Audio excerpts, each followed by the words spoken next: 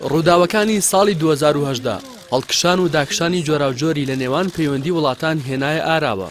بە جۆرێک بەشێک لە پەیوەندیە گرژەکان هەر لە ساڵی 2010 چارەسەر کران و بەشێکی دیکەی ململانیەکان بە شانۆی ڕووداوەکانی ساڵی 2019 سپێردرا. لە بەشی دووەم و کۆتاییدا پانۆڕامای گرنگترین ڕووداوە جیهانیەکان دەخەینە ڕوو.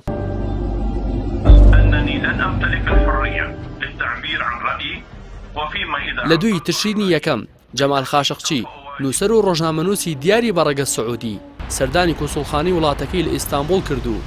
دواتر هەواڵی بێسەر و شوێنبوون و کوشتن و پارچە پارچەکردنی تەرمەکەی بڵاو بوویەوە. ئەمەش کاردانەوەی فراوانی نێودەوڵەتی لێکەوتەوە.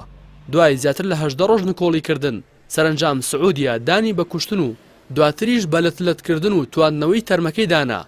ئەم ڕووداوە قەیرانێکی گەوری بۆ سعودی هێنایە ئاراوە و تا ئێستاش دۆسیەکە بەکراوەی ماوەتەوە.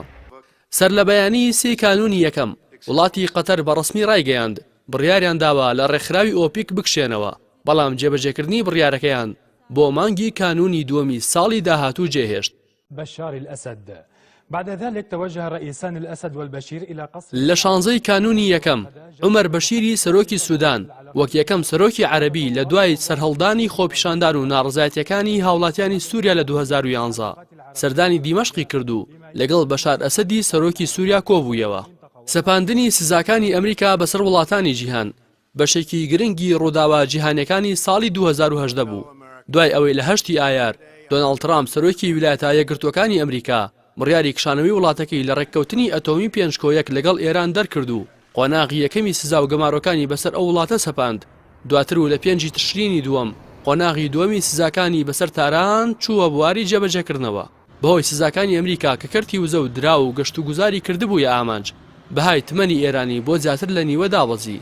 بەڵام بەهۆی پشتیوانەکان یەکێتی ئەوروپا لە ڕێککەوتنی ئەتۆمی بە ماوەیەکی کەم نرخی تمەن گەڕایەوە بۆ نزیک لە ئاستی جارانی و جۆرێک لە سەقامگیری بەخۆیەوە بینی.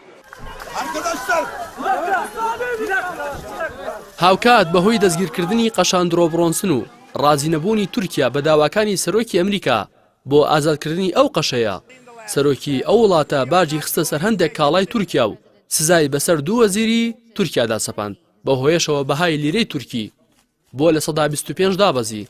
بەڵام دواتر لە 12 تشرینی یەکەم دادگای تورکیا قەشەکەی ئازاد کرد و نرخی لیرەش لە بەهای جارانی نزیک بوویەوە. هاوکات هەر لە ساڵی 2010 شەڕی ئابووری ئەمریکا و چین گەیشتە لووتکە و زیانی زیاتر لە 6 میلیارد دۆلاری بە هەردوو لاگەیاند.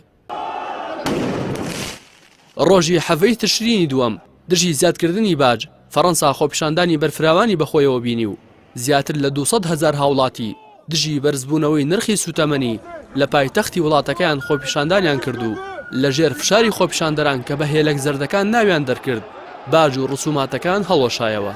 مردنی چەندین کەسایەتی بەناوبانگ و خاوەن مێژوو کاریگەری بەشێکی دیکەی ڕووداوەکانی 2010 بوو. هەرێکە لە جۆن مەککەین گەورە کۆنگرێسمان و کاندیدی پێشووی سەرۆکایەتی ئەمریکا لە تەمەنی 82 ساڵی و لە 25 ئایار کۆچی دوایی کرد. هەروەها کۆفی ئەنان سکرتێری پێشووی نەتەوە یەکگرتووەکان لە تەمەنی 80 ساڵیدا و لە 20 ئایار جۆرج بوشی باوکیش لە تەمەنی 94 ساڵی و لە 30 تشرینی دووەم کۆچی دواییان کرد. لە 14 نیسان ستیڤن هاوکینگ زانای گەورەی بواری فیزیا و گەردوون لە تەمەنی 76 ساڵی و دوای مانەوەی بۆ چەندین ساڵ لەسەر کورسی گەڕۆک کۆچی دوایی کرد.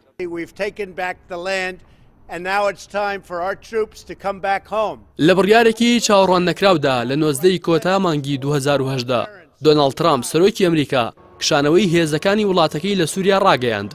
ئەوەش کاردانەوەی بەرفراوانی ناوخۆ و جیهانی لێکەوتەوە و بەهۆی ئەو بڕیارەشەوە جێمس ماتسی وەزیری وەرگری و برێت مەکگۆرک دەست لە کارکێشانەوەیان لە پۆستەکانیان ڕاگەیاند. لە شەوی 25 کانونی یەکەم دۆناڵد ترامپی سەرۆکی ئەمریکا بە سەردانێکی نهێنی و لە ناکاو گەیشتە عێراق و سەربازانی وڵاتەکەی بەسەر کردەوە. دوای گەڕانەوەی بۆ وڵاتەکەی کۆشکی سپی هەواڵی سەردانەکەی بڵاو کردەوە. ئەوەش ناڕزایەتی فراوانی لایەنە عێراقیەکان بە تایبەت شیعەکانی لێکەوتەوە.